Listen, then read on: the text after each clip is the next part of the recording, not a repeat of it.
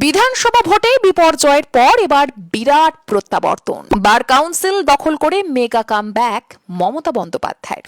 ব্যাকফুটে থেকেও master stroke. BJP বামকে ধুলোয় মিশিয়ে বার কাউন্সিলের ক্ষমতা হাতালো কালীঘাট তৃণমূল শিবির। 23টি আসনের মধ্যে 15টি দখলে। রাজ্য বার কাউন্সিলের ভোটে বড় জয় মমতাপন্থী তৃণমূলের।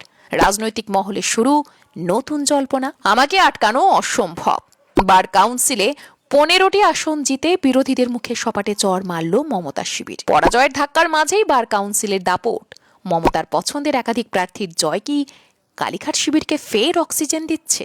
রাজ্য বার কাউন্সিলের নির্বাচনে বড়সড় সাফল্য পেল মমতা বন্দ্যোপাধ্যায়ের নেতৃত্বাধীন তৃণমূল শিবির। মোট 23টি আসনের মধ্যে 15টিতেই জয় পেয়েছেন মমতাপন্থী প্রার্থীরা।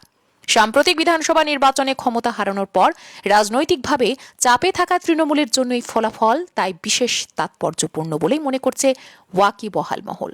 আর এই জয়কে ঘিরেই কিন্তু ইতিমধ্যেই প্রশ্ন উঠছে যে তবে কি সাংগঠনিকভাবে ফের ঘুরে দাঁড়ানোর চেষ্টা শুরু করেছে কালীঘাট শিবির? রাজ্য বার কাউন্সিলের নির্বাচনে তৃণমূলের দখলে এসেছে 15টি আসন। বিজেপি পেয়েছে 3টি, সিপিএম এর ঝুলিতে রয়েছে 3টি এবং কংগ্রেস পেয়েছে 2টি আসন।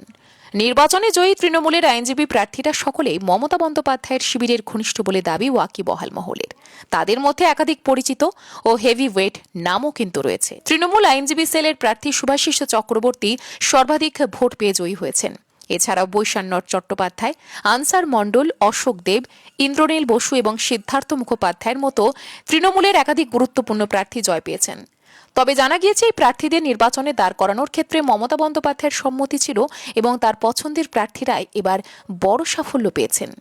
নির্বাচনে মহিলা প্রতিনিধিত্বের ক্ষেত্রেও তৃণমূলের ফল কিন্তু নজরকাড়া। নতুন নিয়ম অনুযায়ী রাজ্য বার কাউন্সিলের 23টি আসনের মধ্যে 5টি মহিলা প্রার্থীদের জন্য সংরক্ষিত ছিল, আর সেই 5টি আসনের মধ্যে 4টিতেই জয় পেয়েছেন তৃণমূল সমর্থিত প্রার্থীরা। ফলে সামগ্রিক ফলাফলের পাশাপাশি মহিলা আসনেও তৃণমূলের শক্তি স্পষ্ট হয়েছে। তৃণমূল আইনজীবী সেলের সদস্য সঞ্জয় বর্ধনের বক্তব্য অনুযায়ী গত মার্চে রাজ্যের সমস্ত জেলা আদালতে পেশায় যুক্ত আইনজীবীদের ভোটের মাধ্যমে নতুন রাজ্য বার কাউন্সিল গঠনের প্রক্রিয়া শুরু হয়।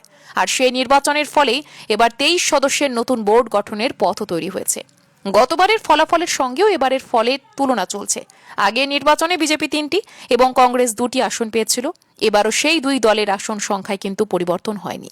অন্যদিকে বামেদের আসন একটি কমেছে। গতবার সিপিএম 4টি আসন পেলেও এবার তাদের দখলে কিন্তু এসেছে 3টি আসন। জানা গিয়েছে যে খুব শীঘ্রই তৃণমূলের তরফে নতুন বোর্ড গঠন করা হতে পারে।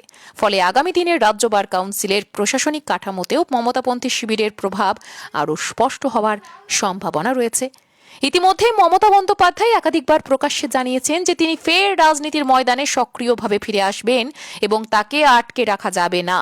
আর সেই বার্তার পর বার কাউন্সিলের এই জয় নতুন রাজনৈতিক জল্পনারই জন্ম দিয়েছে। যদিও একটি নির্বাচনের ফলাফলকে বৃহত্তর রাজনৈতিক প্রত্যাবর্তনের সরাসরি মাপকাঠি হিসেবে দেখা যায় না, তবুও কালীঘাট শিবিরের কাছে কিন্তু এই ফল নিঃসন্দেহে বড় স্বস্তির বার্তা বলতেই পারেন। আগামী দিনের সাফল্য দলীয় সংগঠনে কতটা প্রভাব ফেলে এখন সেদিকেই কিন্তু নজর রাজনৈতিক মহলের।